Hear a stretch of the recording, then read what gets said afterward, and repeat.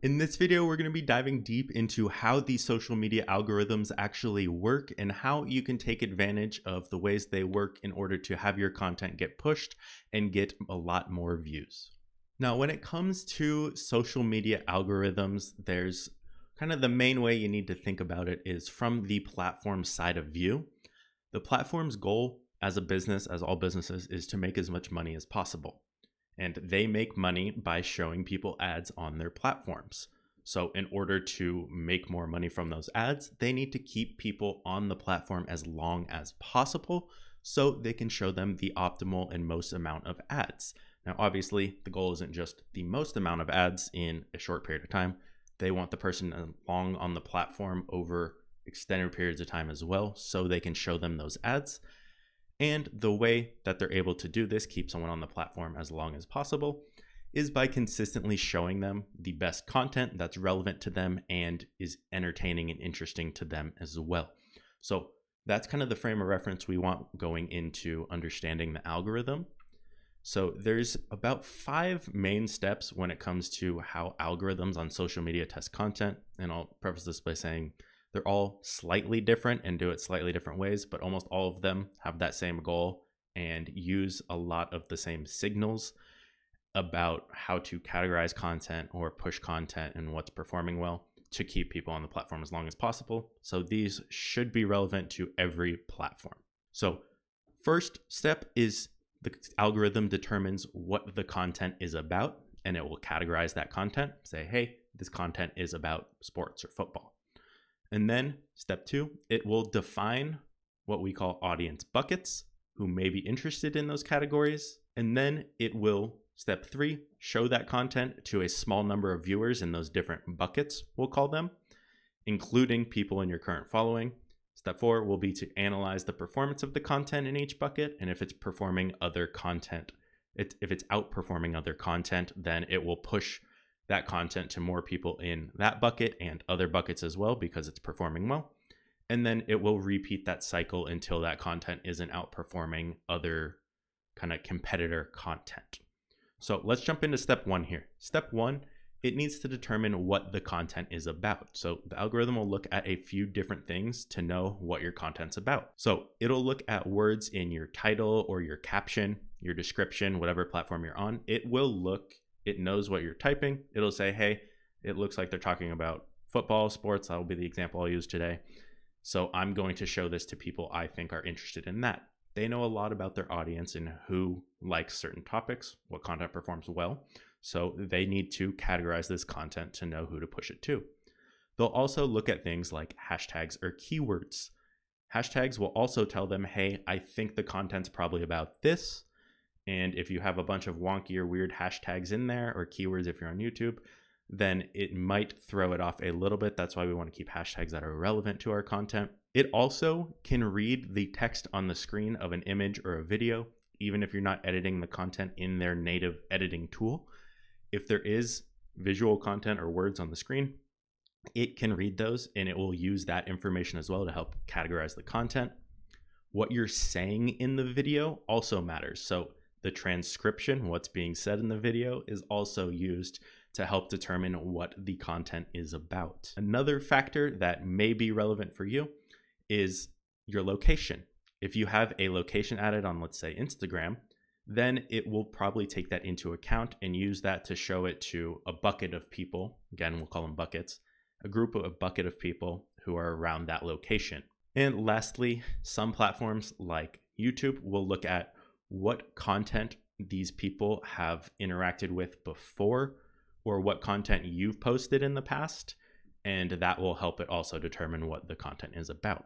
So that's step 1. It will really figure out what your content's about. Once it does that, it will create what I call an audience bucket or buckets.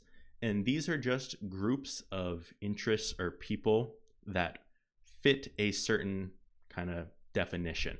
So for example, we have our content at the top here.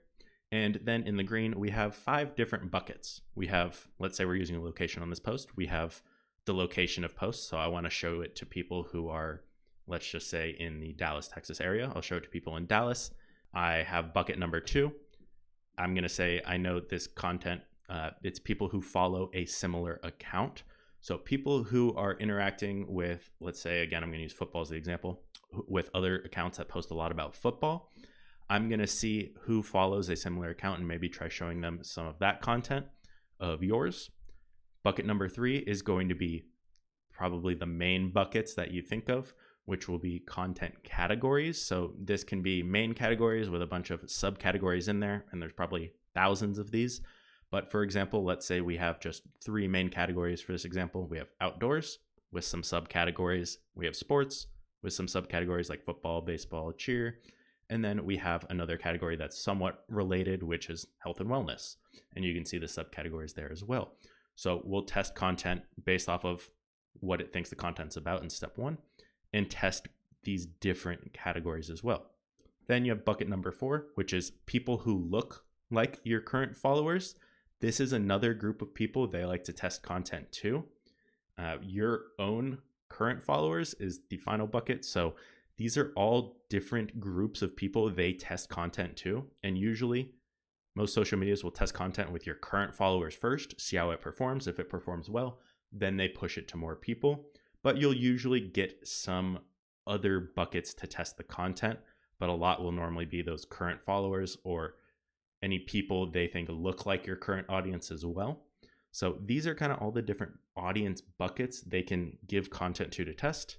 And then when we move to test 3, it's sending content to that piece of content, some views to a couple people in each bucket to test and see how it performs. Once they get the results back, they say, we tested this, it's performing better than other content.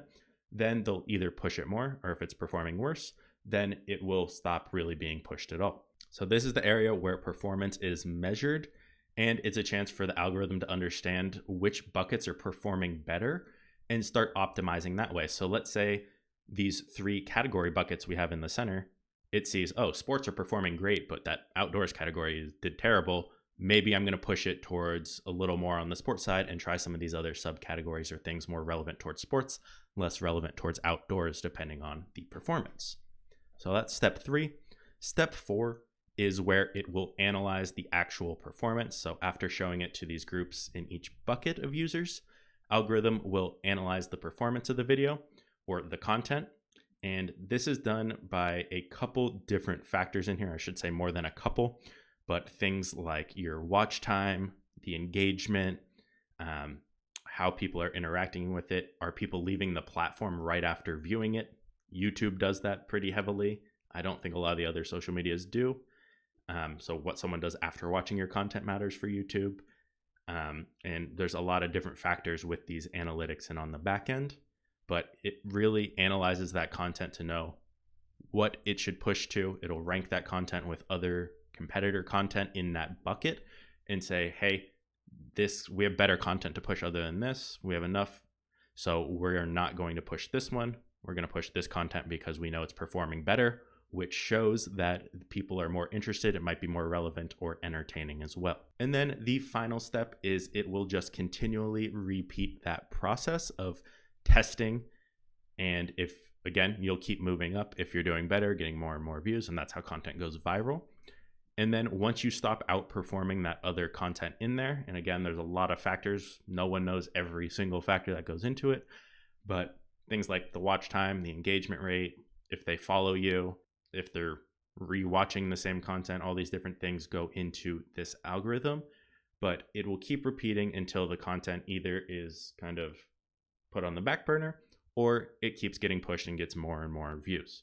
So that's really how the social media algorithms work in general, and really how it will categorize that content and then test it, and why it's important to have keywords that are relevant, not misuse hashtags, because categorizing that content is a very important first step before it tests that content. Because if you put a bunch of hashtags about fashion and then you do a post about football, it's probably not going to perform well and then not get pushed, even if the content's great, because it's being shown to the wrong audience. So that first step of categorizing your content properly and letting the algorithm know what it's about is very important. So that's it for this video on the algorithms. Need extra help with your marketing or social media? Well, utilize our free marketing resources like our social media blueprint ebook or our 150 social media post ideas. You can grab these free resources in the description below.